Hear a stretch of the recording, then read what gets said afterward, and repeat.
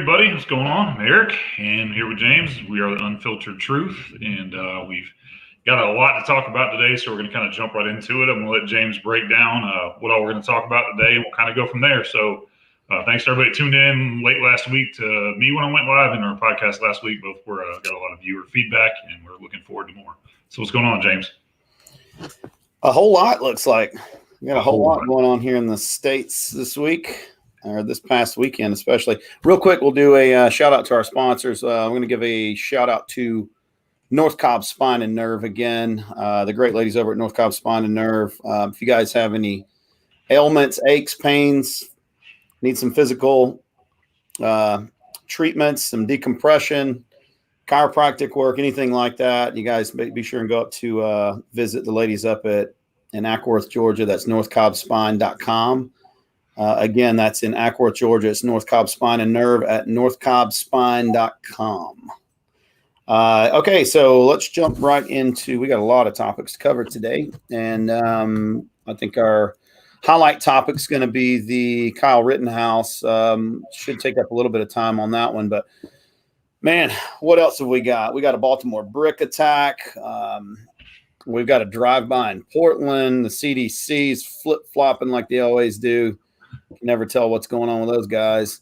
NBA ratings are plummeting. We got some local stuff going on here at some of the America's favorite donut place, maybe. Yep.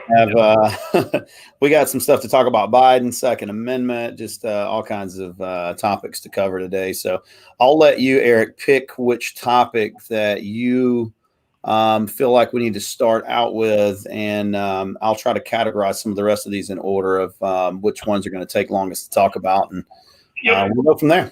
All right, awesome. So let's jump into Kenosha, I guess, right off the bat. One of our viewers happens to be my cousin Christina. Hey, I know you're watching, so thanks for watching and supporting us. She was asking, we had posted an update to our original podcast on Jacob Blake, basically updating people that his warrant possibly could have been vacated. And there were some kind of questions about what was going on, who the victim actually was, what actually happened, and all these other things. So what it looks like, fast forwarding, a few days ahead of time, is his warrant was only vacated because he posted bond on it. So the way his lawyer came out on the news, basically trying to make it sound like that the charges were dropped, that is not at all the case. I know he's doing his job and trying to make his client look as good as he can. So, okay, cool, you're getting paid what you get paid to do. His warrant that they were out there for is what it appears to be now, is it was a contempt of court order for basically violating a protective order against the victim, which is why she called in the first place and why officers showed up there in the first place. Also this weekend, the police union up in Wisconsin came out and gave their statement on the case, saying that Blake had been tased, that he had actually placed an officer in a headlock, and they did not find a gun in the car. They did find a knife, which we all saw on the video, the close-ups we shared last week, that he was armed with a knife. So basically, the long story short, update on Jacob Blake. The warrant was vacated simply because he paid bond on it. So he doesn't have any, I don't think, outstanding charges. I don't know if they're going to end up charging him with an incident for the police officers as well, charging him with some type of resisting arrest or those things, because I haven't seen those charges hit yet. But as far as the case that he was there for, he paid his $500 bond or whatever it was for violating the court order. And he is now a free man on that case, which is why he is no longer handcuffed to his bed. It is very typical for prisoners to be restrained when they're in the hospital for officer safety, unless there's an exam going on. Yeah, and so, but we still have the original pending case for the sexual assault charge, correct? Correct. And he's bonded out on that, which is why he's not being detained further.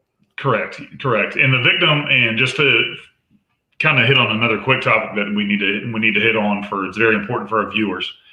His victim was not a child. We need to correct that. His victim was an adult. It appears he was an adult, or she was an adult, but that doesn't really change much other than, label from pedophile to rapist. It's really, they're both kind of just as bad.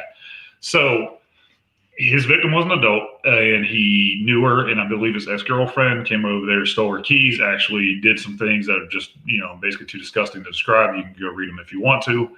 And that's the deal. So what I will tell people is we've got to be better than the rest of the people, our fans, viewers, everybody. If you're trying to get your point of view across, be sure you have the facts straight before you go post them. Context is very important, and it's very important you get your story straight.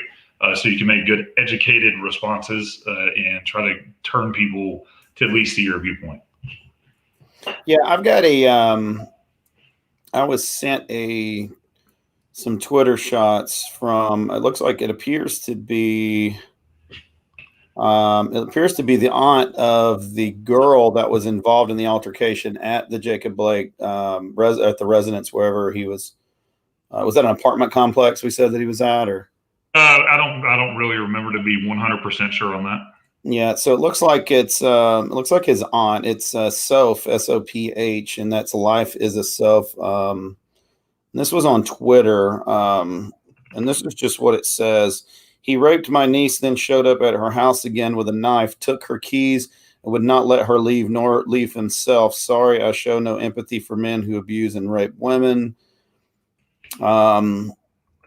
She thanks some people for their prayers. In this instance, it's my niece he raped, broke into her house and raped her. Took 2 months to get the warrant. He wasn't supposed to be at her house. They called the cops who came to arrest him, and he resisted. Hopefully he is in jail once he recovers. So these are apparently this is the aunt of the girl who was raped or sexually assaulted allegedly by him. And so some breaking news on that. I've been following her Twitter. One of my friends actually put it up. I guess apparently freedom of speech ain't so free. Her account is currently suspended. So there you have it. So you can't stick up for your family member who's a rape victim and call a spade for what it is, or your Twitter will get suspended. So there's that. So her Twitter is currently suspended. I will go back and try to find her old tweets. They're actually very good. I'll try to post them. This is with everything on the internet, they're saved. So that's again more of what's going on, and kind of tell everybody about the Mark Zuckerberg news conference, face to face, whatever you want to call it, that you were telling me about before we went live. That kind of hits on these things. Yeah, apparently Zuckerberg yesterday had some kind of live appearance. I'm not sure if it was yesterday or the day before. I happened to catch it yesterday, and something to the effect was stated that, Facebook, feels like it's a shame what happened up there, and basically that the officers. I'm kind of just paraphrasing what was going on here, but the officers, to some degree, I guess, were it's a shame what happened and what the officers did, and yada yada. The whole same. Let's bash on the police for trying to do their job against violent criminals.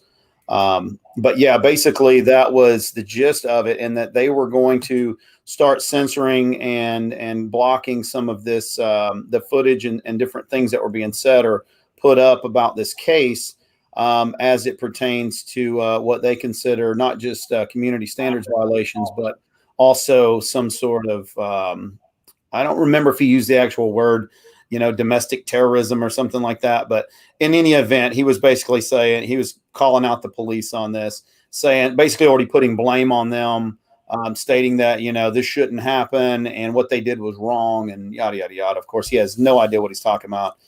He obviously has no idea about the use of force laws and protocol that most jurisdictions are going to go by. And, that's something that I also want to speak to. We'll get your thoughts on what Zuckerberg was talking about, though. Sure. I think the problem we have is I've seen it kind of described as modern book burning. If you're not calling for violence against people, and you're not trying to incite violence, which stating the facts, Colin Noir put up a video. He's a lawyer and a very big Second Amendment guy. Put up a video kind of breaking down the Kyle Rittenhouse case and stated his opinion on it based from, a lawyer's standpoint. And Facebook took it down for the exact same reasons you were just talking about. And that's a huge problem because, again, it's like modern day book burning. You're taking away an opinion just because it doesn't agree with yours, and you're not even addressing it. You're not allowing anybody to at least put it out there and give people a different perspective. And that is the problem with social media is right now there's no alternative to what we have. It's Facebook pretty much or nothing. There's Parler out there and some other stuff, but that's not even really like a thing yet. Yeah. So it's super dangerous. People just got to be smart enough to break it all down. And I did want to hit on the comment that somebody just put up. It's not something that, I agree with, but we'll talk about it. So Jack Rock, that guy can't walk. Officer safety, LOL, that's a joke. Well, he may not be able to walk before that. Mm-hmm. He could walk before that. Sure. And here's the deal. If he is a rape suspect, he needs to be detained. He still has arms. He can still grab things. he can still do things to hurt people. You have to understand that. Okay. If they had his legs shackled, sure, I'd say what a joke, because yeah, his legs don't work. So that's cool. But you have to understand there's procedures the officers have to follow. If their policies and procedures say that, they have to do it. Because guess what? If something bad happens and they didn't follow policy and procedure, they lose their job. You can't have that happen. So that's why, yeah, you may not like the fact that he was handcuffed. It may not be pretty, but neither is raping a woman and penetrating her with their fingers either. So it's one of those things where it is what it is. Play stupid games, you win stupid prizes. And if you don't want to be handcuffed to bed, don't rape women. That's the best response I can give you to that. Well, that, and then I think the other thing is more, even if we took the previous engagement with law enforcement out of there, or the previous allegation, you just, during an arrest, you can't put your hands where the officers can't see them, especially once you've already had hands in plain sight, and then you start moving yourself into positions where the officers, have number one, they don't have a line of sight of where your hands are, so you definitely can't go into your vehicle. I mean, this is very common knowledge. Anybody that wants to argue this is just not being real with themselves. It's very common to understand that you should keep your hands up when a cop walks up to your car to in a traffic stop or something like that, or just to question you about anything and any kind of altercation. They'll tell you to put your hands on the steering wheel. I think everyone knows that. Keep your hands where I can see them. And these are very, very common and basic principles of just getting through everyday life. So, and I think use that excuse. That's a massive. It's not even a stretch. It's a joke to think that you could try to use hey, I ran from the cops, resisting arrest, ran and jumped, threw my hands inside the car where they couldn't see them. And again, the officer is in no responsibility, or has no responsibility, to wait until the suspect reveals the weapon to him. Right. So that critical second that they reach in the car and present a weapon, ultimately would be the officer being shot versus the suspect who's not resisting. So I don't think it's the officer's. It's not necessary that the officer put himself at risk to make sure that the suspect, or in this case, the criminal suspect, is safe. Well, yeah, and he's more talking about the hospital end of it, because I guess people were going to do handcuffs to the bed. You did bring up a good point when I hit about that I talked about this week when I went solo live. I want everybody to understand that. Let's break down real quickly to jump to the next topic, which I wanted to do the Baltimore brick attack next. Understand this for the people that are watching that didn't see us before. He was trying to he's an accused rape suspect. The officers knew that before they got there. He fought with officers. That's confirmed. Multiple witnesses say it, even the person that filmed it. He had a knife. We know that at this point. You can clearly see it on the close-ups on the video. And he was trying to get in a car full of kids. Okay? A police officer is not going to let an accused rape suspect get in a car full of kids and drive off. Everybody's like, oh my God, they shot him in front of kids. He's the one that put himself in the vehicle. The officers will not let that happen. Let him drive off, catch up to him later. No thanks. He's in a car full of kids. If you want an accused rape suspect to get in the car with your children, please tell the police that when they get there, so whatever happens at that point. But people have to understand those officers have a duty to protect the public and protect those kids and protect everybody else. So that's why that happened. Let's jump right into this. I wanted to show this to everybody. This came out today, as you can see from this website over here to the right.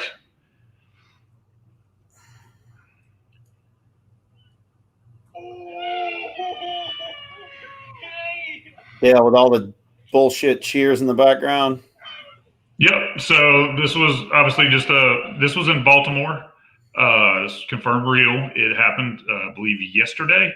Mm-hmm. And it was just a man walking down the street, happened to be white, got attacked by a person who happened to be black, threw a brick, hit him in the head. And that's kind of a new thing going around again, is now they're getting off on bricking people. Yeah, that's an attempted murder. 100%. So let's talk to everybody real quick about that specific thing and break it down. When you're out in public, especially these days, you need to have a heightened sense of awareness, okay? You have to know what's going on around you. Simply walking down the road, especially on a busy public street like that, you have to know what's going on in your surroundings, because there are people out there that will hurt you for just simply because you look a certain way, and you have to be able to protect yourself. So I guess we're kind of talking about getting the Second Amendment stuff at the end. I guess we can get into it now. That is part of being what the Second Amendment is. If you take away the Second Amendment and any threat of anything happening to that guy for having that brick, it's going to happen so much more often. I would venture to say that dude's a coward. He would never come up behind somebody that looks like me or you, because we don't look old and we don't look like a vulnerable target. And that's why they select what they deem to be a soft target. Criminals do that.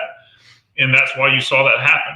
So it's unfortunate that somebody didn't see that whole thing take place. We didn't have a Kyle Rittenhouse there to mag dump into that guy and go ahead and end that threat right there, because 100% deadly force is justified in taking that guy out before he even hits the guy with a brick. Absolutely.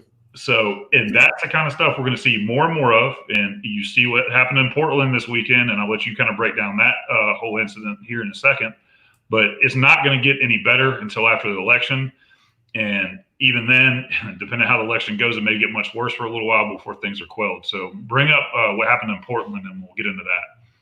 Yeah. So I don't want to lighten what happened in Baltimore with this brick attack, by saying the one in Portland was even worse or whatnot, because, it's hard to put those things into an accurate scale, but very similar situation, except that this time we have a drive-by where a firearm was used. And so the latest reports that are coming out of this case in Portland is, and this is the case of the guy named Aaron Danielson. I think he goes by Jay.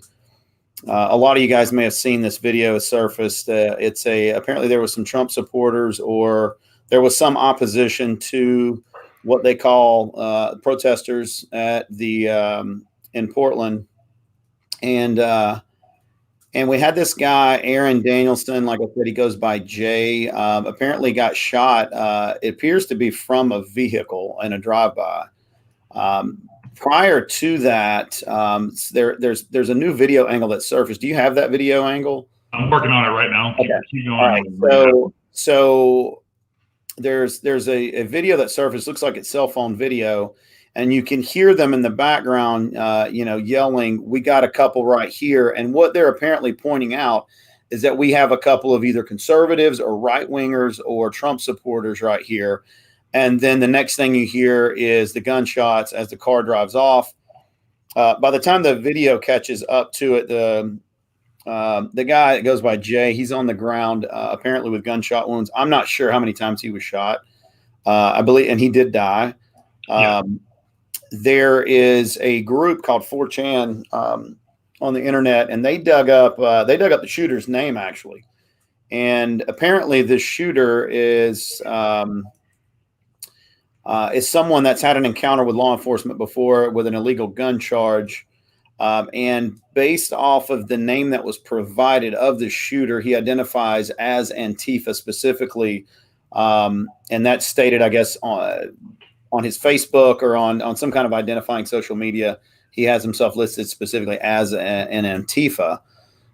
This is a extremely troubling case, as these two guys are, obviously in a bad place, and someone identifies it and calls out to another group. I mean, that's a coordinated attack for someone to be gunned down.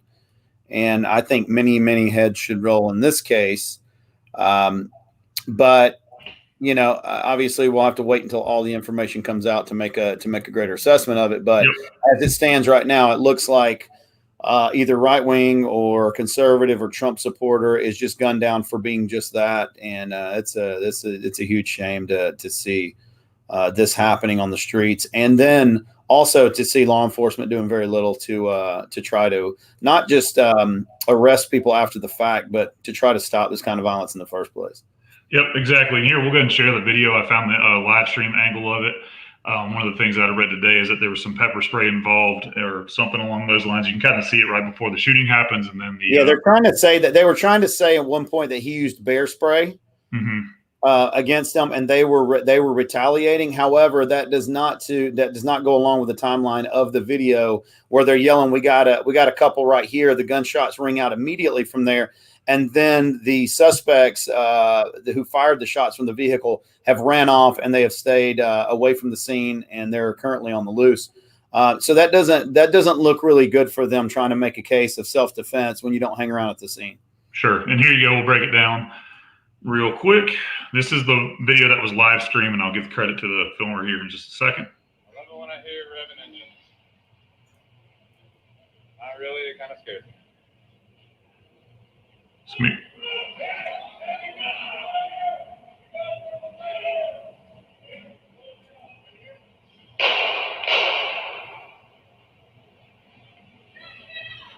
So let's bring it back just a little bit. Oh, well, we're not going to watch UFC. We'll get banned for that quick. All right. So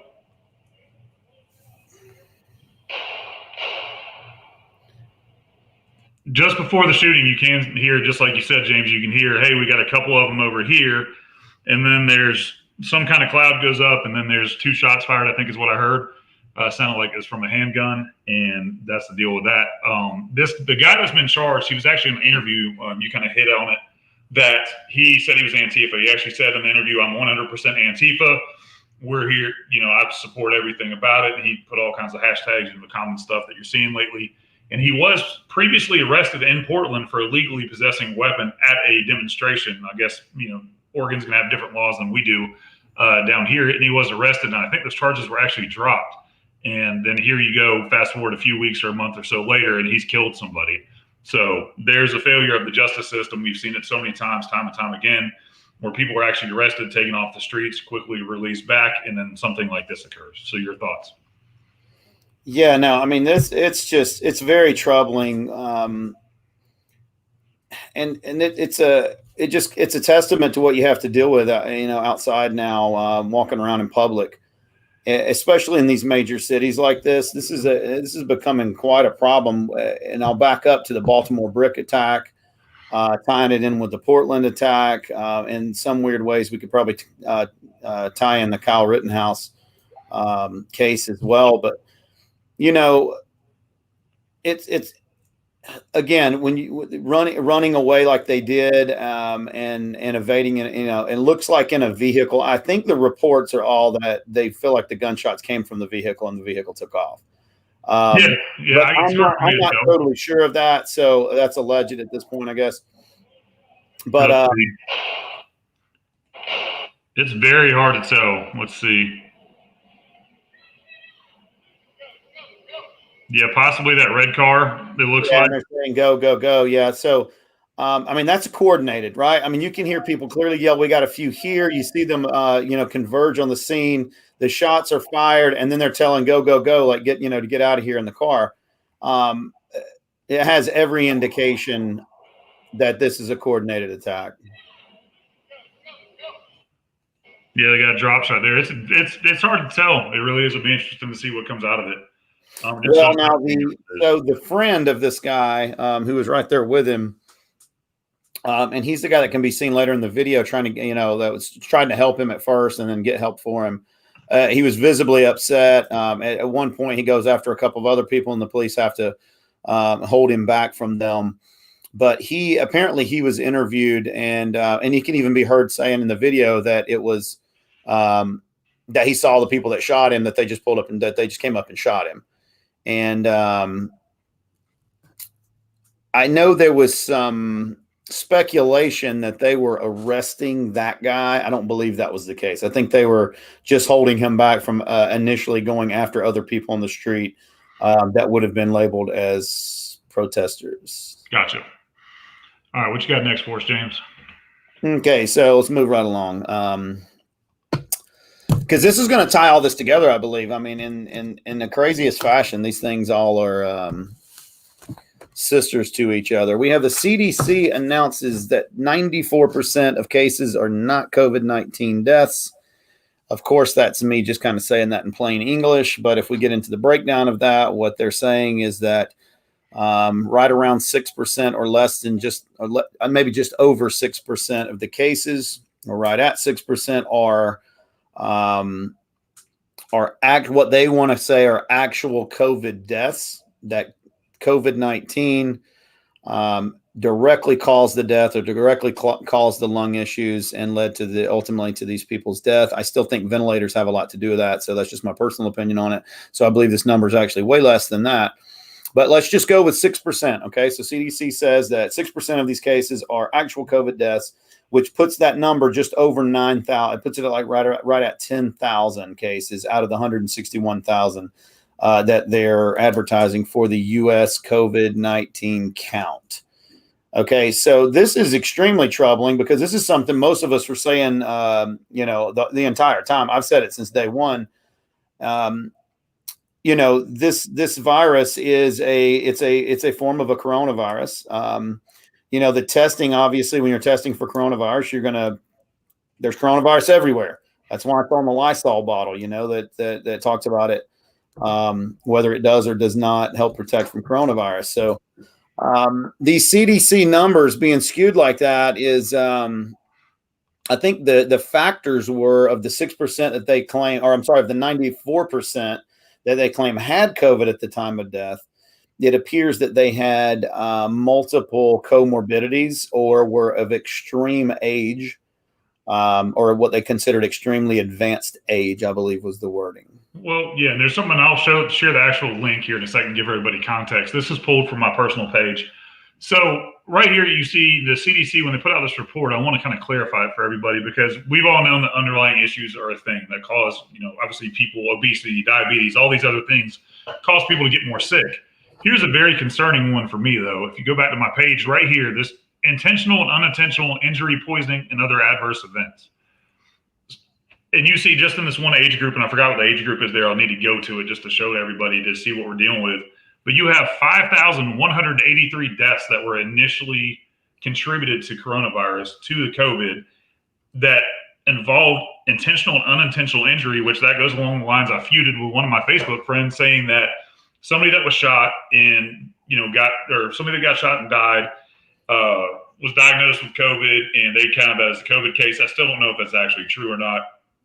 But point being, you can clearly see even on the CDC site, and again, I'll go to it in a second while you're following up, James, these deaths were counted initially as actual deaths with COVID, a poisoning, intentional and unintentional injury. So if James, you and I get in a feud and I kill you, the way I'm interpreting this, and you have COVID, when they test you when you die, then you're going to be counted as a COVID death, at least you were initially. Now it seems that they may be changing their tune a little bit on this, which is very concerning, and which is why it's one of those things when you're locking down the economy and doing all this stuff.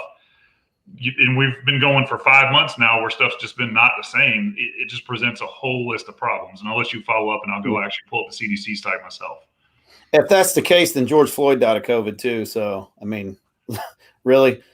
Yeah. I mean, this is, I believe this is, has been verified to some degree. As a matter of fact, I had this conversation with someone not too long ago. I want to say it was Pennsylvania. Maybe it was Pennsylvania. One of their lead health officials came out and was doing a press conference back in April, and they were talking about how the COVID cases were counted. And she went to great lengths to explain in a very simple and detailed manner that that any external cause of death while having COVID test positive at the time of death would be listed as a COVID death.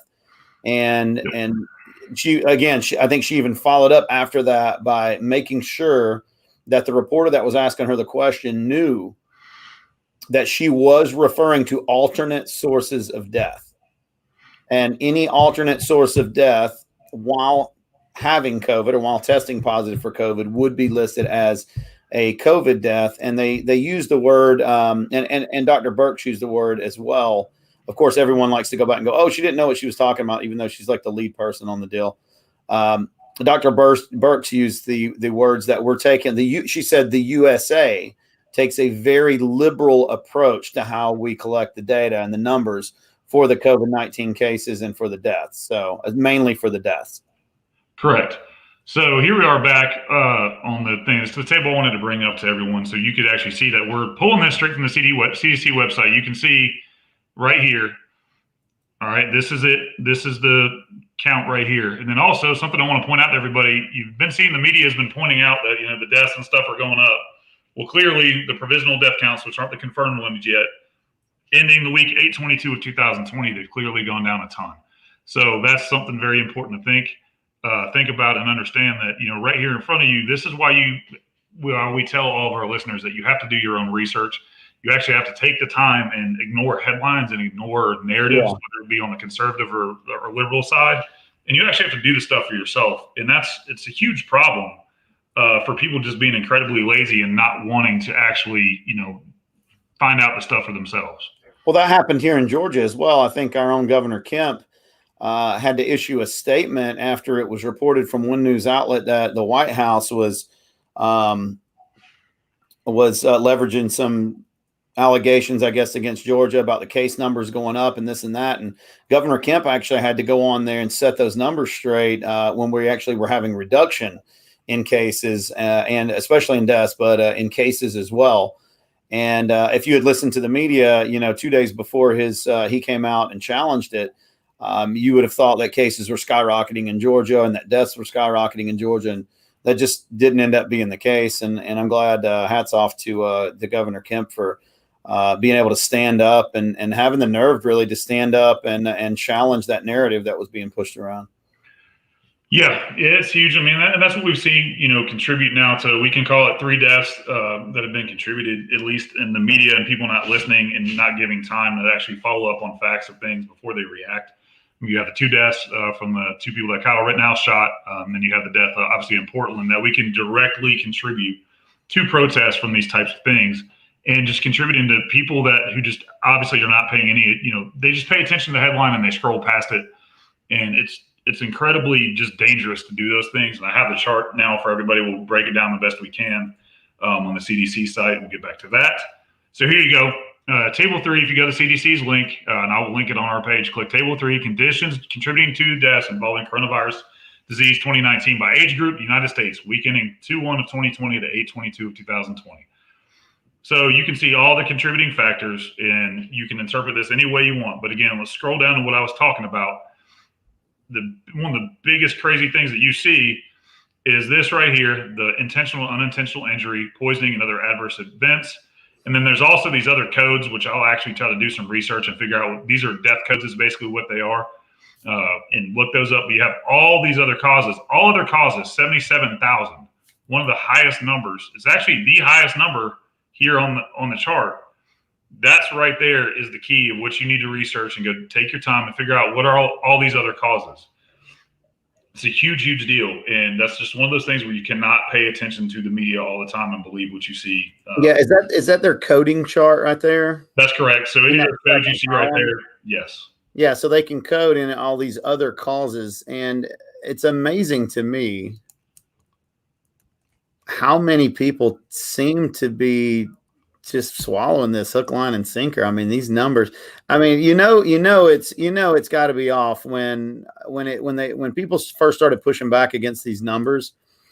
You started seeing them do less and less of these conferences where they have these graphs up there with all these numbers.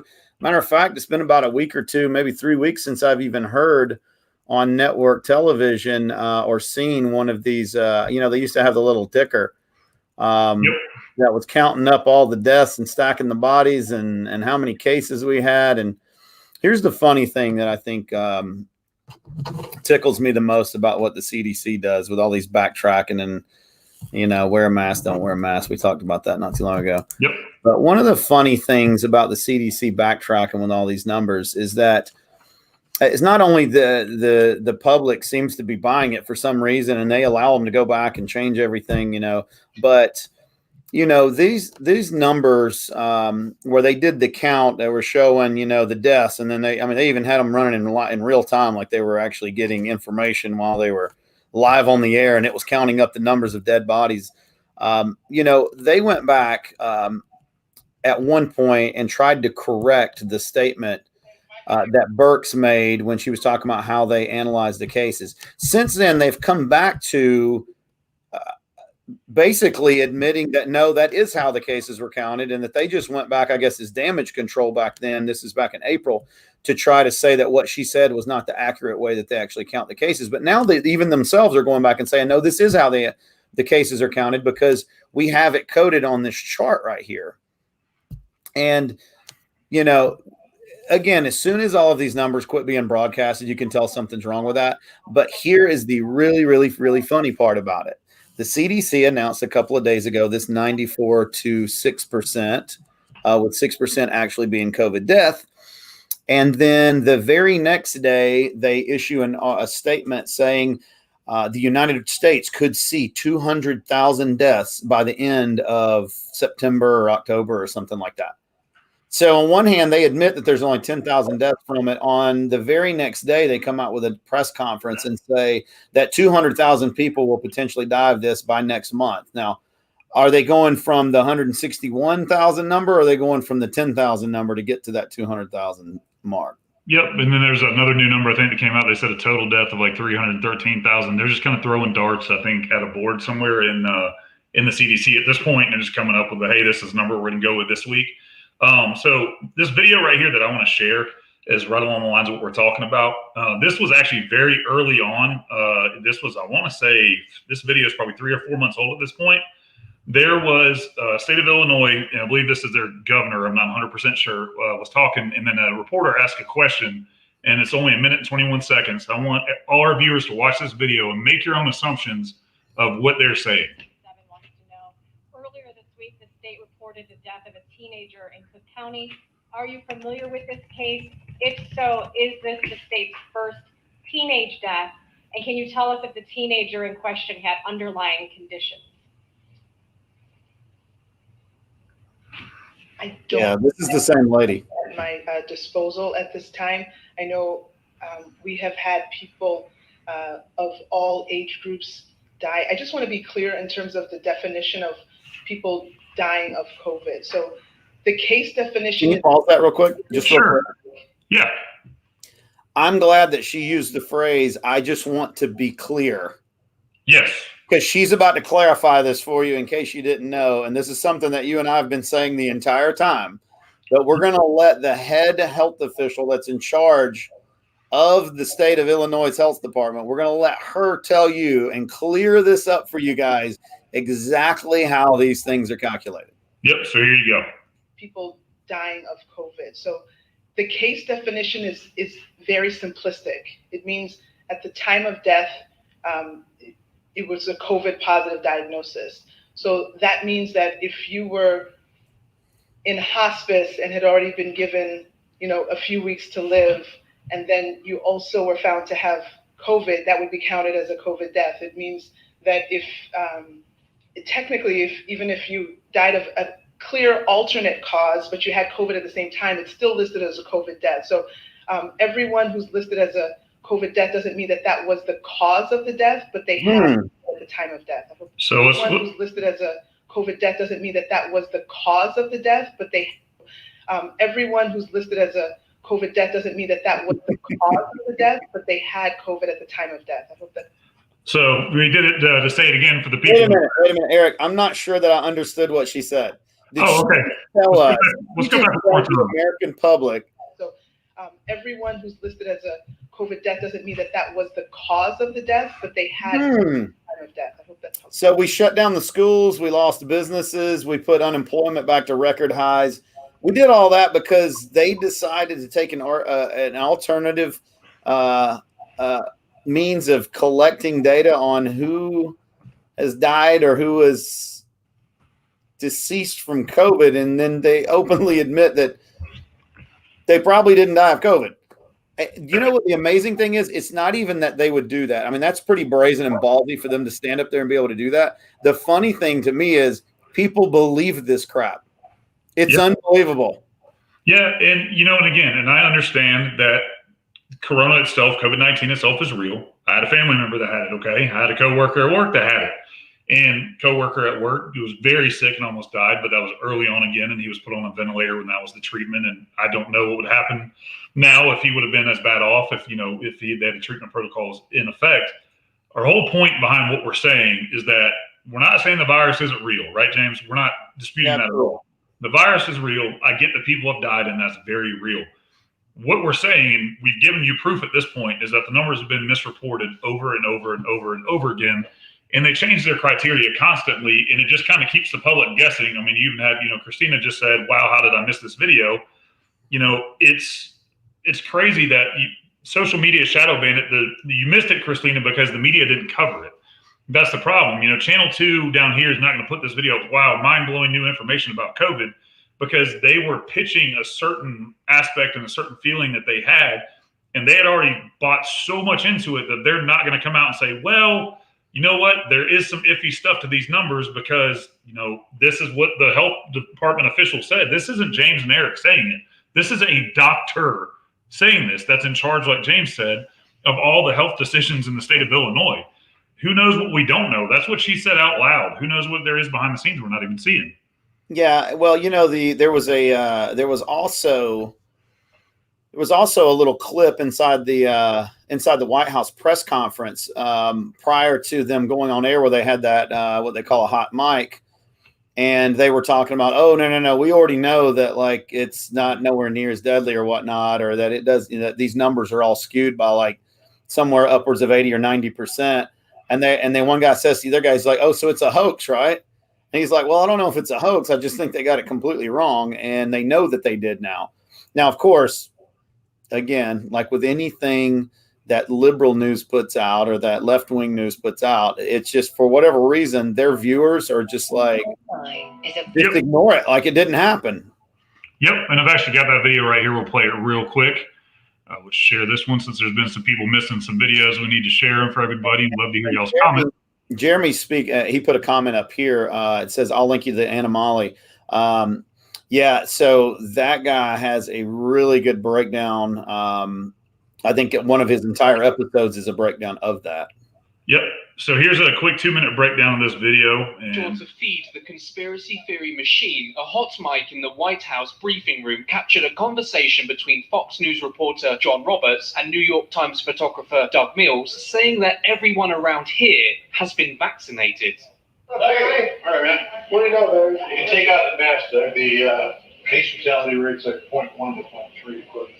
Really? So real quick, right there, he said the numbers are telling me it's a 0.1 to 0.3% death rate. That's important.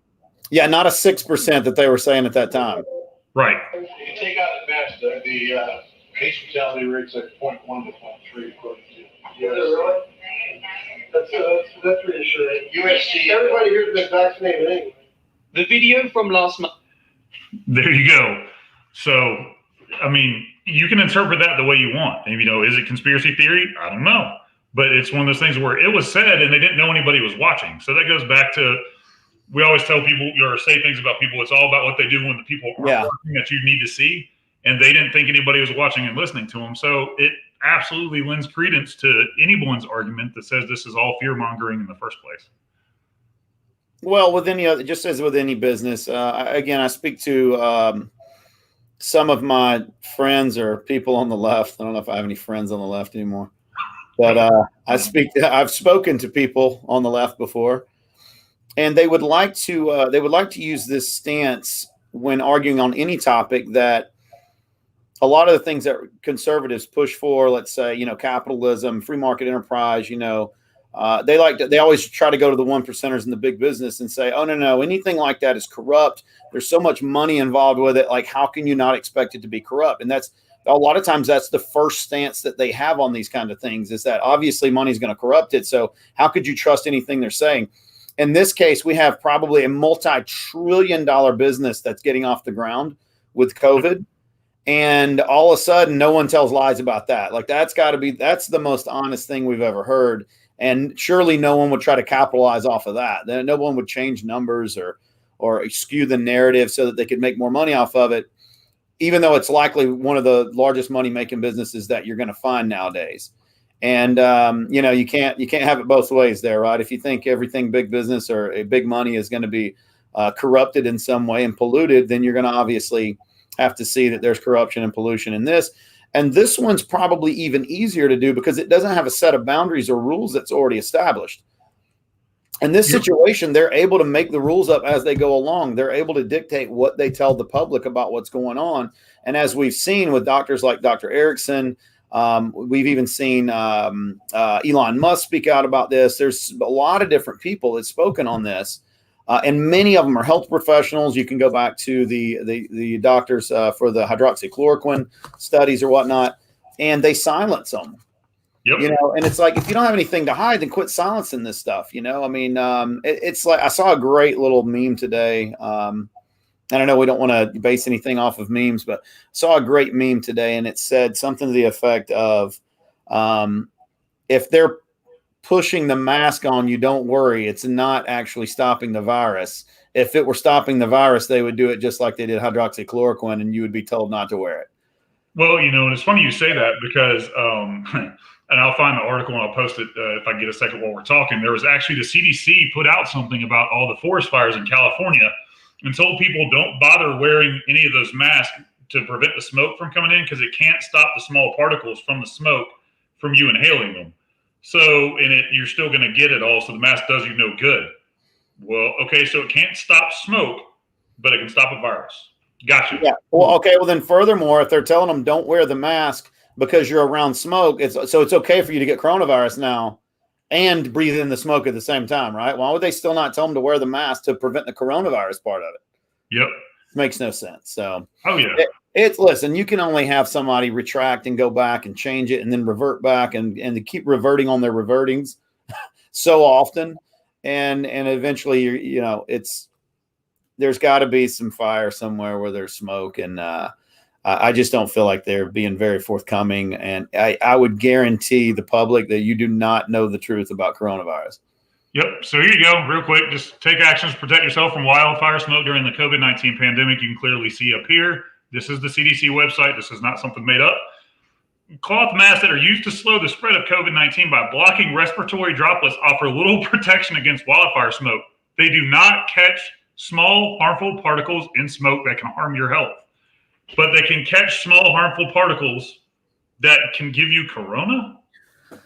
Yeah. Did it say anywhere in there? I'm sorry, I didn't catch it. Did it say anywhere in there not to wear the mask, like if you're in the smoke areas where there's smoke? Well, it kind of does, but it doesn't. It doesn't. It said, although N95, right here, this green box, James, to the right, it says, although N95 respirators do provide protection from wildfire smoke, they might be in short supply as frontline healthcare workers use them during the pandemic. And it does say the best way to protect against potentially harmful effects of wildfire smoke is to reduce your exposure, by seeking cleaner air shelters and cleaner air spaces, limit your outdoor activities when smoky. It's just, again, put this out. They put this out right here. It clearly says it, that it will not, that they can block respiratory droplets, but can't block particles. I don't understand. Somebody educate me. Maybe I'm a dumbass and I'm completely missing the point. If I am, please drop it in the comments. But I just don't see how I'm missing the point on this one. Yeah, I got I guess I would be labeled as someone that's trying to get COVID, but I'm not actually trying to get COVID. I just haven't changed anything about what I've done since the very beginning of this. Like literally not one thing since day one. Well, and people would label me now saying, "Oh, you're just trying to get it. You're putting yourself in." I don't think so. Okay, listen. This disease was told to be, or this virus was told to be so contagious that they've never seen anything like it, right? I mean, like it blows flu away. It's so contagious. We can't contain it.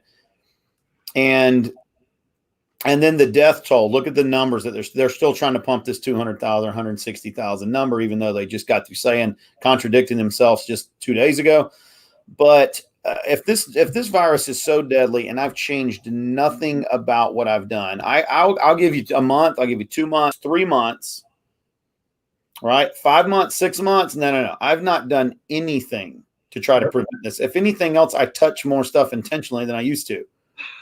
And I, almost everyone around me has disregarded the thing most of the entire time. Yep. I don't live amongst a society of people in my circles that acknowledge this to be the kind of problem that the television does. And amazingly enough, none of the people in my social circles or any of the circles that I'm around in business or whatnot, no one has it or has had it. And definitely no one's died of it. So I find it hard to believe that something can be this deadly. And in no way, shape, form, or fashion have I had any access to it whatsoever. And I sometimes feel like I'm the only one outside that's not wearing a mask, or I'm the only one in the store that's not wearing the mask, or in large events, or in my own academy. Yep. Yeah, it's crazy. It's crazy. So let's we'll hop off the COVID wagon and we'll hop back on one of the main topics we said we want to talk about, the whole get woke, go broke culture.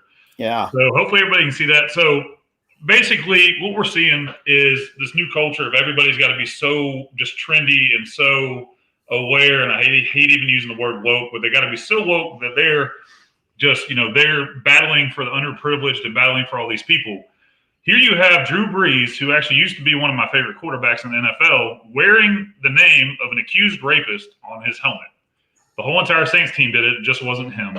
But this is the same NFL that told players they better not put Dallas Police Department stars on the back of their helmets after 5 Dallas police officers got assassinated by a sniper during protests. And they couldn't do that. But this is okay. This is how super woke we are now. And this is exactly why my kids won't be watching professional sports, why I won't contribute to them.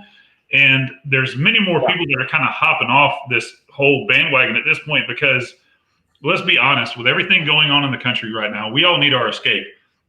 There's not a lot of sports. The only sport I'll watch right now is UFC and any kind of MMA, really, because they stay away from it. The fighters say stuff here and there, which is absolutely fine, but it's not shoved down your throat. There's not BLM plastered on the freaking octagon floor.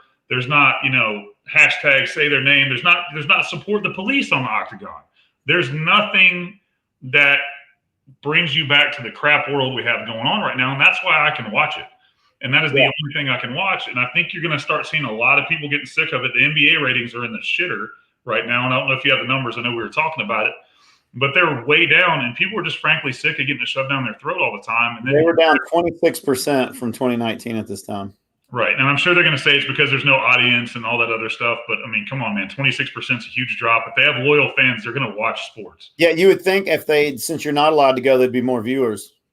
Yeah, exactly. It's logical to me, right? Yeah, I mean, because, there's no other sports. So why wouldn't you watch basketball? Because there's nothing else going on. You got baseball now with no fans. But, their ratings and their revenue's down. Of course their revenue's down because there's no fans. I get that. But – sports is supposed to be what brings us together as a country. And unfortunately, now that's been taken away from us for the most part. If you remember post 9/11, for those of y'all that are old enough to remember, post 9/11, it was all, bring the country together. Let's unite and do all these things. And now it's just so divisive. And it's unwatchable to me at this point. I can't do it anymore, man. Well, I was kind of proud to see that Dana White actually spoke at the RNC the other day. I mean, that was – he's taking a big chance with that. I don't think he cares. And I think everyone that is in charge, I think everyone that has sponsorships with him and all that stuff, I think they know that he doesn't care, and they probably need him worse than he needs them. Yep. And he doesn't. He doesn't seem to care. He's a guy of integrity. I mean, I know he spoke at the campaign rallies in 2015-16 or for the 2016 election, and then he's also spoke at the RNC recently. So, let's look at a couple of the comments we got here. They're talking about Drew Brees as a coward, and I'd completely agree. Yeah. Did they Jacob Blake across his helmet? Yeah, I mean, dude, I would even give it to him if he put Breonna Taylor on his helmet. Fine. If he put George Floyd on his helmet, fine at this point. I'm good with that. I'm good with it. We broke down the Breonna Taylor thing. Yeah. But, if he'd had either of those two names, fine. I mean, of course, if you look at George Floyd's history, it's not exactly the most stellar either, but he did point a gun at a pregnant female and rob her. But I could still at least come to that end, kind of not even get behind it necessarily, but understand it. Yeah. By trying to bring awareness to that, because that was a completely egregious incident, and I don't think anybody's arguing that. But to get behind an accused rapist, somebody that did what he did, said the out of the way, nasty, horrible things he said to a woman, being that he's married himself, and I'm pretty sure I know he has a child. I don't know if it's a daughter or son, so I don't want to speculate. But to be a parent and just get behind that just because it's trendy, at some point you got to take a stand for what's right, even if people get upset with you about it. Yeah, and how much at what point do you just value your integrity enough? Is it Brian Urlacher said something last day or so, and I definitely agree with what he stated, but at some point, listen, I know that people are going to take up for a lot of these athletes and say, well, they're forced to because they'll lose their jobs if they don't. Well, then so be it. How many tens of millions of dollars do you need to continue to stack in the bank so that your family can live well the rest of their life?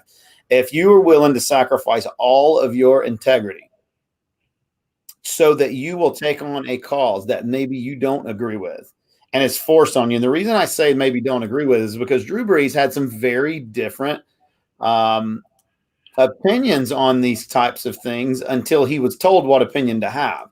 So I think prior to him knowing that he couldn't say certain stuff, he came out and gave his actual opinion.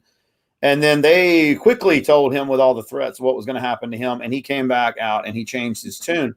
And, that's a total like Christina looks like she said there, Drew Brees is a coward. I completely agree with that statement. There's no integrity whatsoever. I've had trouble myself conforming. I've had trouble. I've just absolutely, completely not conformed to any of the COVID stuff. Okay. My business is operational. It's been operational almost the entire time. Nobody's wearing masks. We're not doing any of that stuff. Okay. I'm just not doing any of it because I have integrity at some point. If I break to any of that, it's a total loss of integrity. So, if they want to say they're forced and they're coerced into this and there's no other option, then I'm gonna call BS on that and just say that no, there is another option. You just don't have enough integrity. You don't have enough backbone to do it. Yep. So I wanted to hit this article exactly along with talking about having a backbone. So this is from NFL.com. This Brian Urlacher comments do not reflect the values of the organization. So on his Instagram story, he said, Brett Favre played the Monday Night Football game the day his dad died, threw 4 touchdowns in the first half, and was a legend for playing in the face of adversity. NBA players want to boycott the playoffs because a dude reaching for a knife wanted a felony sexual assault warrant was shot by the police. And then it goes into, it shows that he had an arrest warrant, all the things we've covered.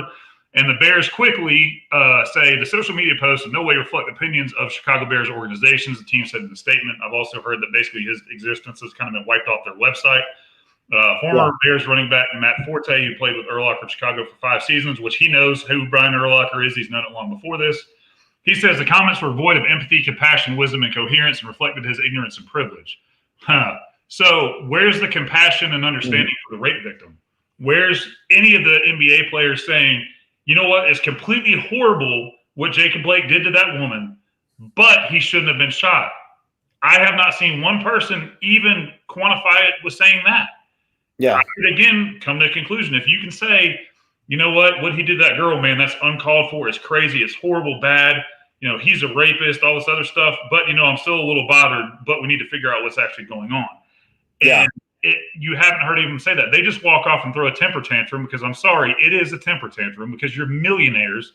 You're paid to do a job and you're not doing it. I can't get upset because of something going on in the world and protest my job and say, you know what, I'm not going to work today because, a person who I believe a lot of the same stuff they believe in Portland got shot and killed by a protester and was targeted. Or I'm upset because a white person was bricked in the head by a black person in Baltimore.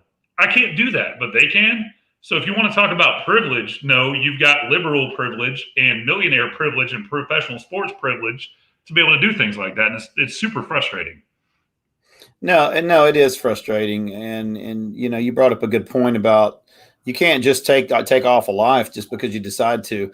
But this goes much deeper than that. This just shows that the organizations, whether it be the NBA or the NFL or MLB, it just shows that they are going to pick the sponsorships over their own fans or the people that would potentially be filling these stadiums up and spending money on merchandise. And it's going to backfire on them. At the end of the day, the merchandise that they're trying to sell, the only reason Reebok and Nike and Adidas and all of them have these big contracts with them to supply them with this enormous amount of marketing money for their advertising is because the fans buy the products ultimately. And you're going to see that I am not convinced that the majority of NFL and sports fans are liberals that are out spending the money on everything. It's probably the hard working class, middle America, business owners, that are filling these seats up. They're the ones actually spending the money, and it's going to be reflective. It may not be this year because now we have COVID as a big excuse where everything was paused, and so we don't expect any kind of revenues this year. But it's going to show up, and I don't know that they're going to recover from this. I think the assumption is that, well, everything will get back to normal. People will forget about it. I'm not sure that they'll forget about it this time. Maybe in the past, people's forgotten about certain transgressions, but this time I think it sticks, and these organizations are going to be in big trouble monetarily. Yeah, wow, Christina, good point. If his victim had shot him, we wouldn't even know his name. Yeah, you're right.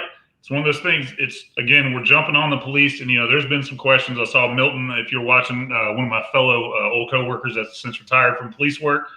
We've had some good constructive debates back and forth about procedural stuff and all those things. And, we're able to reasonably talk about it, and you can have all the issues you want. But the bottom line is, let's bring it very simple. And Christina hit a good point.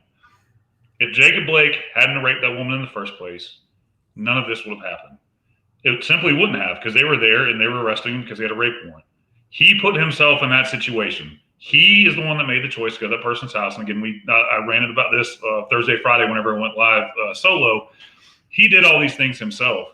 And he made a lot of conscious decisions. And, it's one of those things, I hate to be blunt about it, but if you play stupid games, you win stupid prizes. If you want to cancel me for saying that, but that's reality. Well, I think if you wasn't one of his bond requirements that he not be back around there.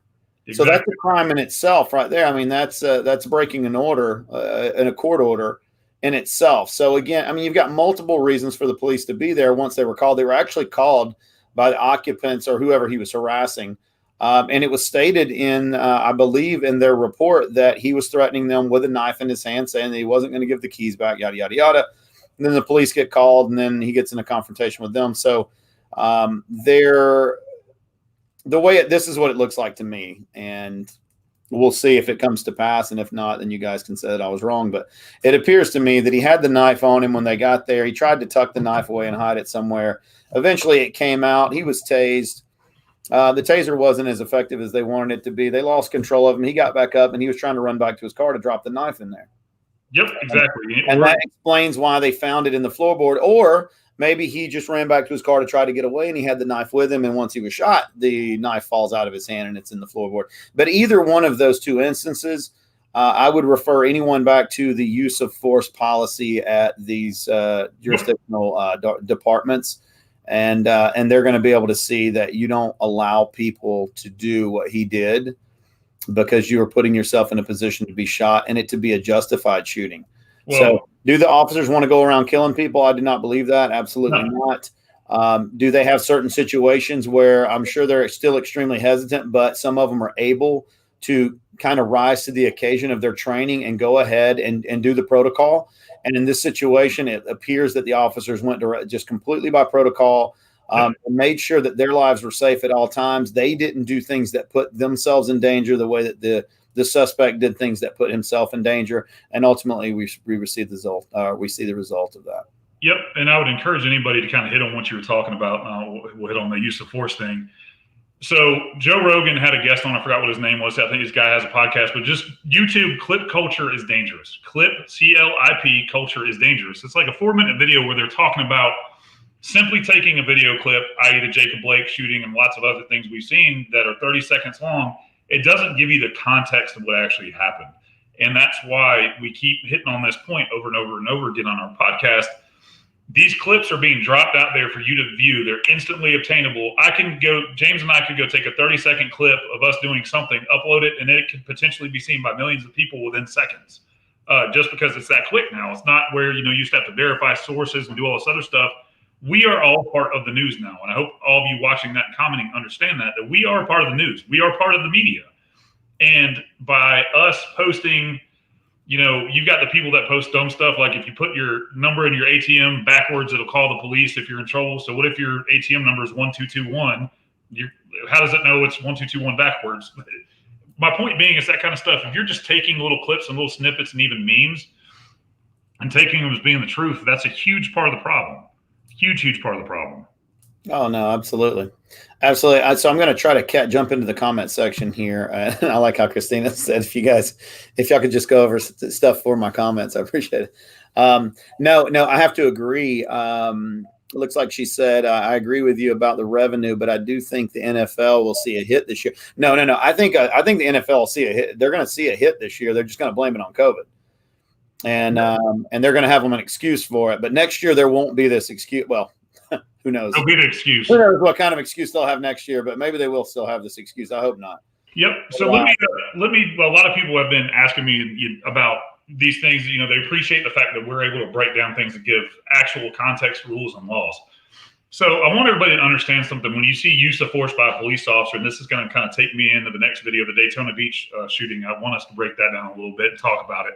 And actually see a hero in action rescuing somebody. So use of force with police officers has been heard in the Supreme Court. The way it is based is off what a reasonable officer would do in those situations. And you have to use a reasonable amount of force necessary to affect the rest. But guess what, James? That's not based on what you feel. And at this point, because I'm not a police officer anymore, it's not based on what I feel. It's based on what a reasonable police officer would do in that situation. One that has training. One that's been through all the things. The officer that can smell, taste, hear, see, feel everything that's going on.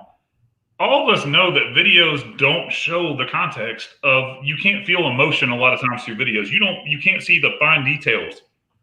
And we constantly let the media divide us and just constantly throw stuff out here. Oh, look at what this bad cop did.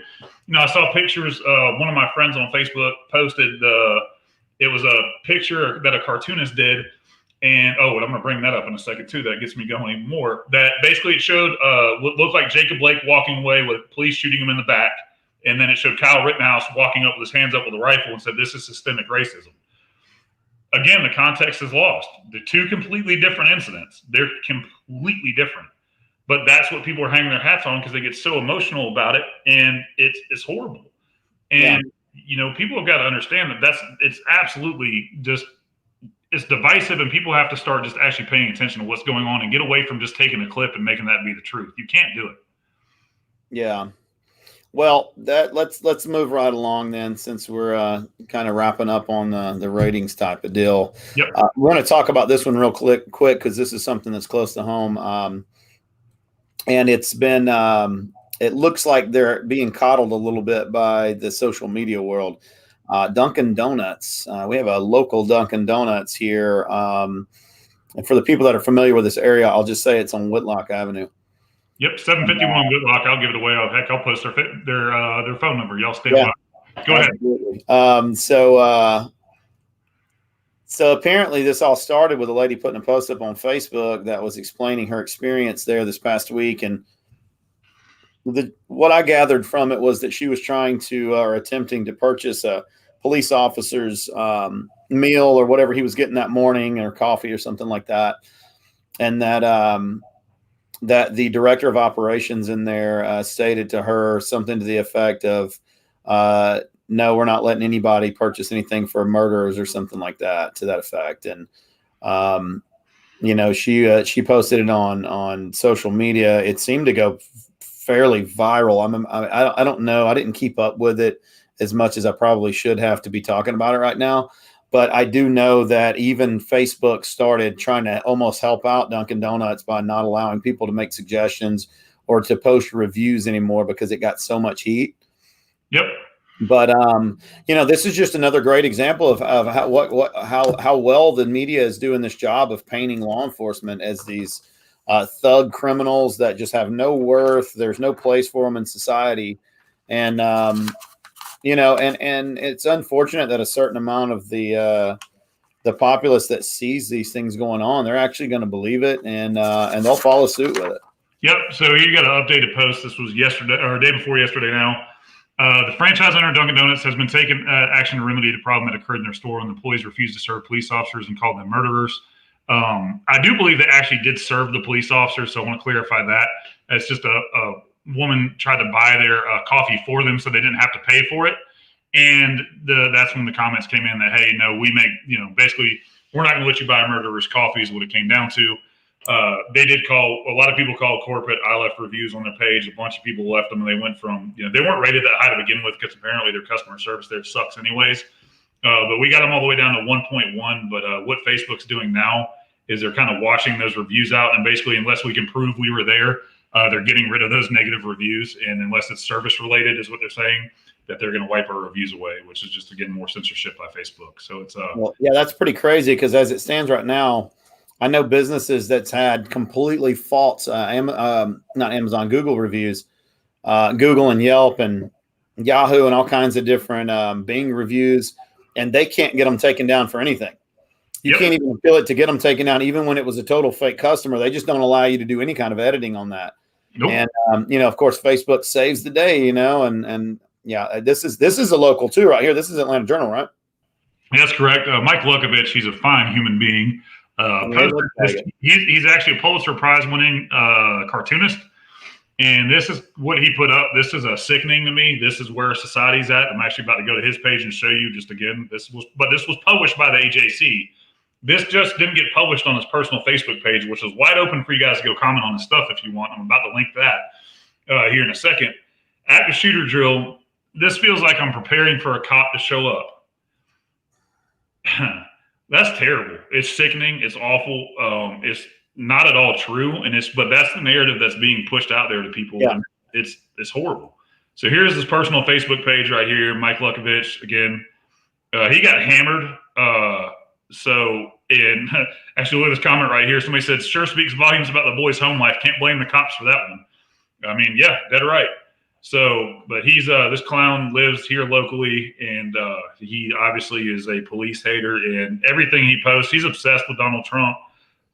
He's obsessed with just all kinds of just negative, hyper liberal stuff, which is why you take it in context. But things like this are they're sickening. I mean, that's the better version of the cartoon, so you guys can see it. It's just absolutely awful. And, the Atlanta Journal-Constitution's dying anyways. It's been dying, and this is not going to do them any favors. He had 300-something comments on it last I checked, I think is what I just saw. And pretty much 97% of them are negative. So there you go.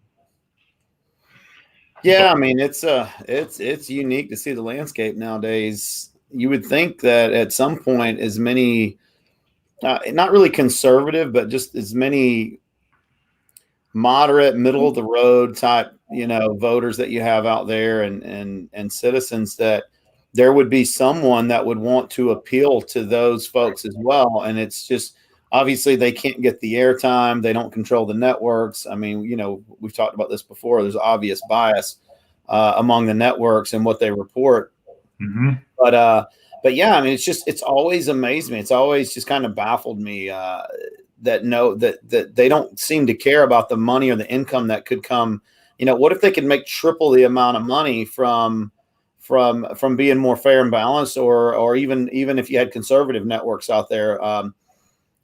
But I guess that doesn't fit that doesn't fit the global narrative. And right. Anyone that thinks there's not some kind of global outline or some kind of global policy that they're trying to push, if you don't believe that's true, then you're just not living in the real world these days. I think everything's trying to be combined as much as it can. We seem to be more concerned with what China thinks about us and what China's doing, this and that, than a lot of people in our Congress seem to even be concerned about what's going on in the United States, as we actively have cities that are burning to the ground. So yep. It's a massive shame. One of the things that we didn't have on our list, I'm going to ask you about it and you can speak on it, is going to be, so it is the RNC. And more importantly, I know that you did a small clip on it, or you'd mentioned it at one point. Mm-hmm. But we had some leaders like Vernon Jones, and he's a Democrat here in Georgia, actually, who spoke at the RNC. And then I think you had Rand Paul. Now, Rand Paul actually authored the bill for the no-knock warrants for Breonna Taylor, or the Justice for Breonna Taylor bill. And I just thought it was extremely funny that the whoever protesters, Antifa, whatever you want to call them, were chanting for him to say her name.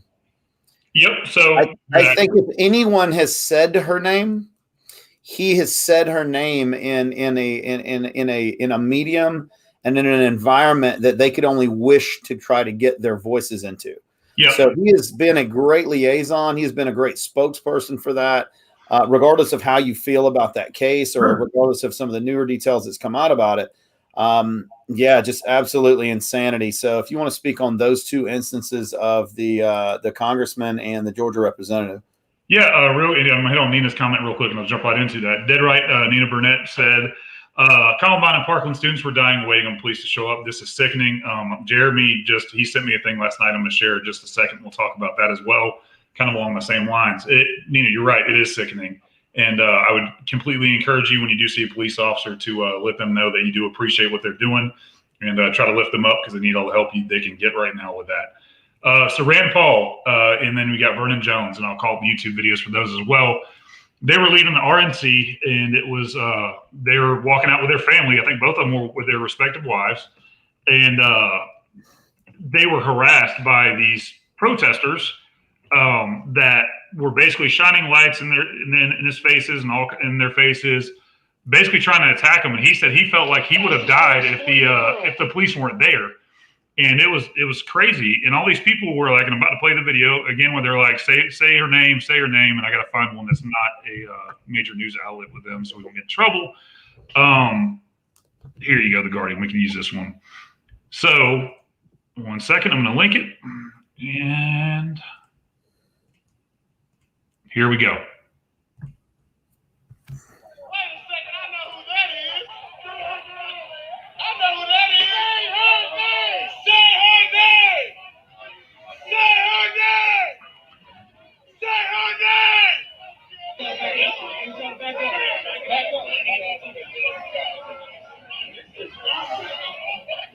Well, there are a lot of skateboarders out nowadays. I know, man. Guess it's a new thing to do. Yeah, it's a new weapon to carry. I don't know if they show the part where he gets the tag. I think it's coming up, actually.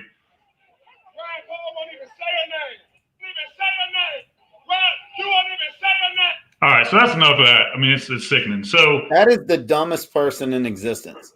Yeah, he should not be allowed. Whoever was yelling, Rand Paul, say the name. Shut up. I mean, you know how ignorant and stupid you sound. I mean, yeah, it's crazy. And I'm going to call unbelievable. Yeah. So you got the right here. We'll go to Rand Paul's website. Again, this is his website, so obviously he's going to be slanted, his direction. But either way, this actually happened. So it won't call up. I wonder why. Here you go. Senator Rand Paul introduces the Justice for Breonna Taylor Act. And people are saying nobody's doing any action. You need to act. Look at this. June 11th of 2020, 2.5 months ago, Rand Paul introduces this bill. Basically, it covers some things, including no-knock search warrants and many other things. I would encourage you all to go to his page to read it. There's some stuff in here that needs to, that could be addressed, and that's good to see. But so these are the same kind of people that are saying, say your name, do this, do that. They are so ignorant, and ignorant they are because they are uneducated on this matter that they're commenting on. That is the definition of ignorance. That they don't know that he's probably the only person in Washington who's genuinely done anything to try to make change. Yeah. One of my good friends, Blake, that watches the podcast, has mentioned, solutions. What's the solution to this problem? Well, enacting a law like this might be a solution, but at least it's productive.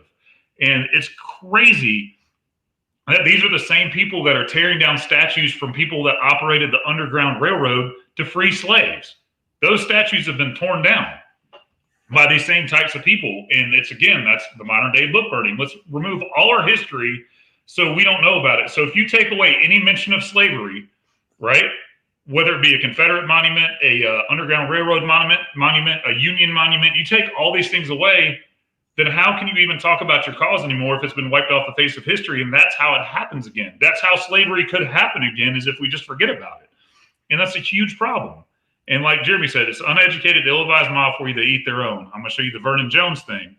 So Vernon Jones is actually a Democrat from Georgia, and him and his wife were accosted as well at this. And imagine that YouTube doesn't make it easy enough to find. But go ahead and comment, James, and I'll look it up. Well, I don't understand. For me, I don't understand, and this is going to be directly pointed at the Democrat Party or the left party or whatever you want to call them nowadays. If there is a Democrat Party, whoever the brilliant strategist is that thought that let's run on the idea of raising taxes, burning cities down, and condoning violence, and then not doing anything about the violence once it happens. I mean, whatever strategist, I don't know if that was a plant from the Republicans that got them in there, but it appears the Democrats just bought it hook, line, and sinker, and they have followed through on this plan, and I just don't see it working out for them. I mean, it's amazing. Yep. So here's Vernon Jones from Georgia.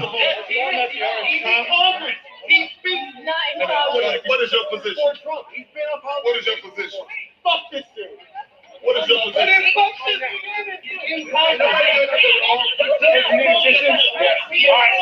Back up. Move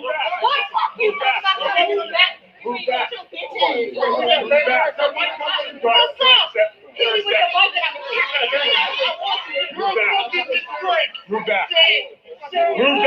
Hey, right here, Brad, right here. Ryan, right there. So this continues on for several more minutes, Yeah. but this is kind of mob mentality we're dealing with. It's the Capitol Police should have never let those people get up close enough to touch them like that.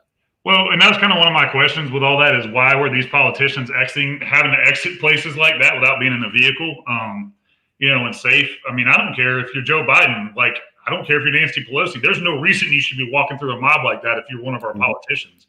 Yeah. But that's on their security details and things like that. And that's the decision they made. So that's one thing. But it's scary, man. I mean, imagine what could have happened to them. His wife looked petrified, absolutely petrified. Yeah. So go ahead. No, go ahead. Go ahead and push that up. So Jeremy, one of our listeners who's commenting a bunch, he sent me this last night. This person looks like it's the Twitter machine. Girl's nanny had a lemonade stand today and refused to serve a cop. Imagine how embarrassing that was for the cop. LMAO. I love kids so much. She straight up looked him dead in the eyes and said, "We don't serve bad guys." And then you go down to her reply. The best part was that he just had to walk away from that. Like he just has to sit with that the rest of the day. Amazing. It's amazingly sickening that somebody would be teaching their kids that. It's crazy. Your thoughts on that one? Yeah, that's again, that's just you're going to teach your kids and potential next generation of lawmakers and whatnot to you're going to teach them to be discriminatory. It's terrible. I mean, that's it. You're teaching them discrimination right off the bat. Hey, he's wearing a uniform. He's a bad guy. And I thought we'd worked for many, many, many, many decades to try to get away from that. Maybe I'm a weird one here, but yeah, it seems like there was a massive effort decades ago put towards ending this kind of situation. But hey, listen, at the end of the day, you can't, individuals, I'll speak in plain English here. If individuals just want to be dumb, they'll be dumb. Okay, if you want to look at labeling all cops when none of the numbers match it, but you want to label this a systemic problem, then you're always going to say that all the cops are bad and I'm being hunted and yada, yada, yada for whatever reason. And if that's the mindset that you live in, then I feel bad for you if that's your mindset. You have a lot better life when you walk around expecting good things to happen. Not looking over your shoulder constantly, and being prepared is one thing, but and being vigilant of what's going on around you. But the cases that we are basing all of this off of, I have not seen a single case yet where that they are highlighting where someone was just literally sitting in the park minding their own business on a park bench and some cops come up and just killed them. I'm still yet to see that, and until I see that, it doesn't make a good case for you to say that we have criminals in questionable situations, and most times they're not even questionable. And if people would understand the use of force law protocol, then they would understand this, but they don't, and they choose not to. But until they do, you're going to continue to see the same thing because officers have to do their job. And if they want to highlight every single one of them, whether that be left media or Antifa or whatever, whoever's highlighting this stuff, if they're going to continue to highlight each one of them, you're just going to continue to see people be weak-minded. They're going to fall for the trap, and what they're doing is they're really restricting and limiting themselves. Yep, and it's scary. So they pretty much covered a bunch of stuff we wanted to. I want to kind of finish it on, showing the police officers for what they are. The absolute vast majority of them, I'm talking 99.9%, are good guys. They run in the face of danger. They don't get paid nearly enough.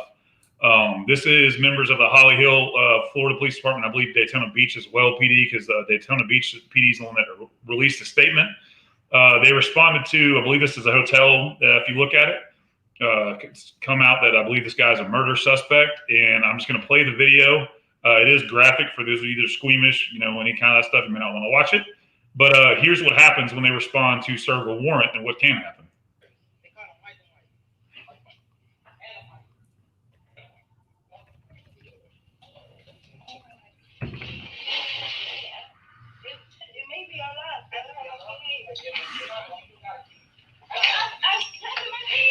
Please put it to me, So immediately I want to break down. You see the door shut as soon as they come in. He says clearly, "Show me your hands. Show me your hands." The door shuts. That's a sign that bad things are about to happen.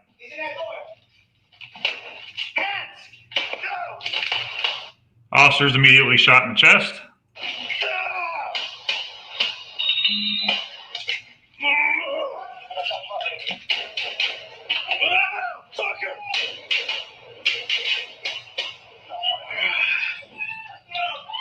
Put the gun down!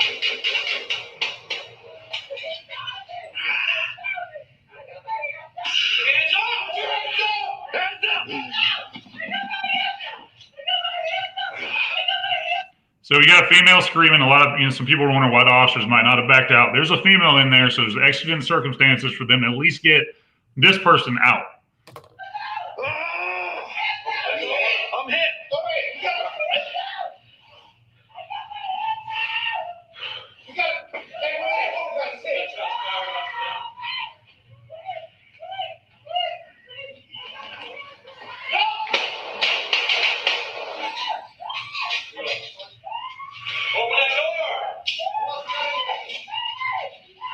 Did we end up having one person inside the room that was shot, or two? Was there two males or just the one? Just the one. Hey, over that street, man! You need to put your hands up right now. Open that door.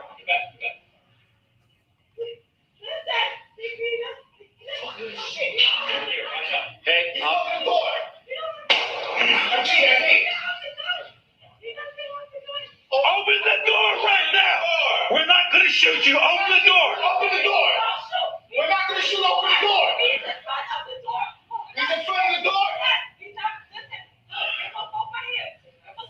Okay, I see you finished. Shut the door open. Just come to the side of my voice. Follow me. All right, she's coming up. She's coming up. Come to me, sweetie. Come to me. Hey, I got you. Come to me. Come to me. I'm not shooting. Come to me. Come on, get out the door. Right out the door. Coming out. Coming out. Don't secure her. Secure her. Where is he at? Who just see him? He's down in front of the door. Get out of the doorway.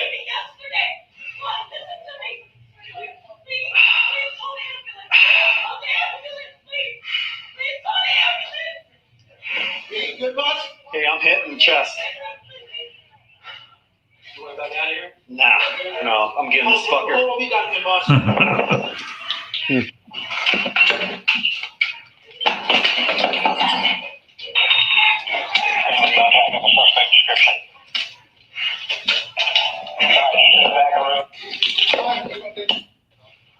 All right, so at this point, the officers transitioned his pistol, and they're going to make contact with the guy now. Yeah, don't go to it. Don't go to that window. Hey, I need you to stack up on me, all right? All right, coming up. Okay, now we're about to do some wingman here to try to get into the room. Yep. Yeah. The suspect's dead right there. Swiss cheese on the door. And okay, so for all of those out there that might say that I never critique the police, I'm going to critique the police at least in one aspect of this, okay? At least from this video. That's not how you clear the room when you have the guy with the gun on the other side. So he walked right into that gunshot as soon as he pushed that door in, just standing broadly right in front of it with no cover. Having said that, I'll leave that part alone now. The rest of it, phenomenal job. I mean, the guy's so lucky he took a center chest shot with the vest on. And it didn't penetrate. I mean, that is as lucky and rabbit's foot as you can get.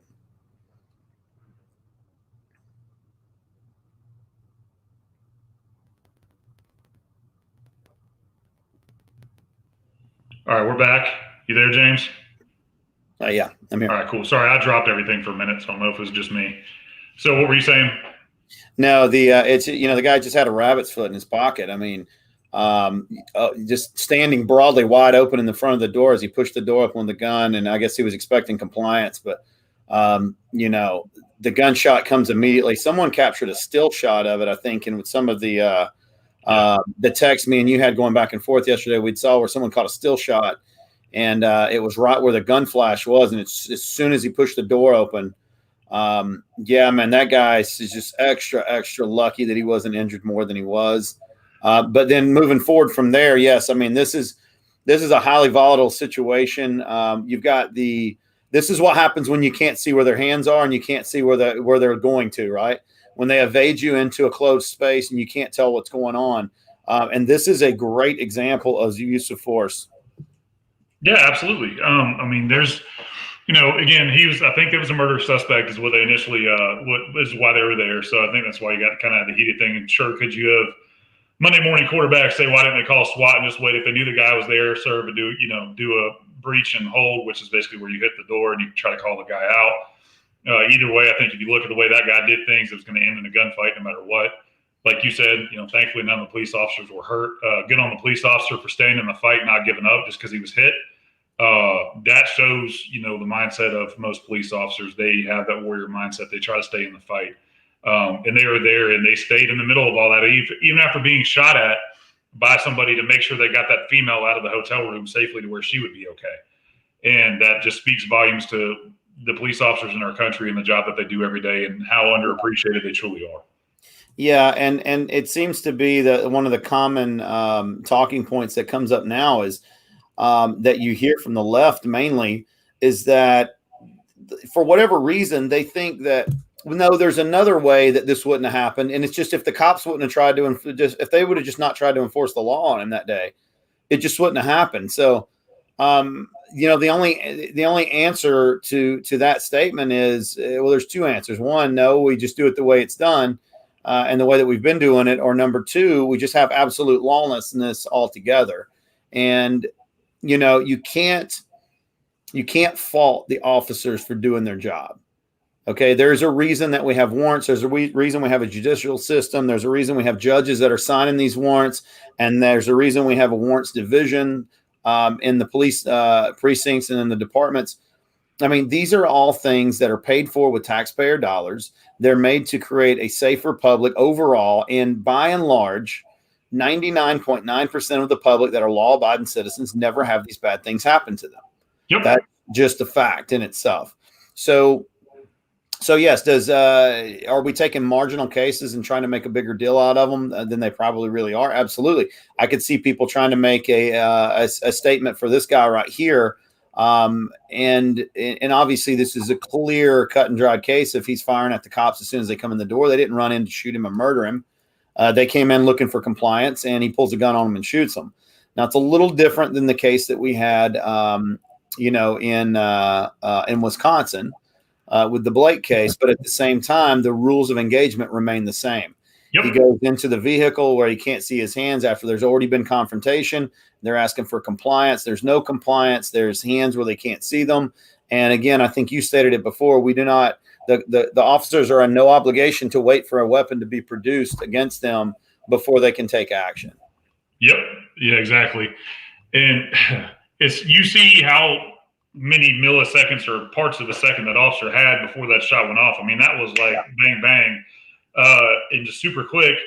And then you have, I'm sure there's going to be somebody, why the officer have to shoot through the door 30 times or how many times he shot. I mean, he went through almost a full magazine, probably somewhere around 20 or so shots.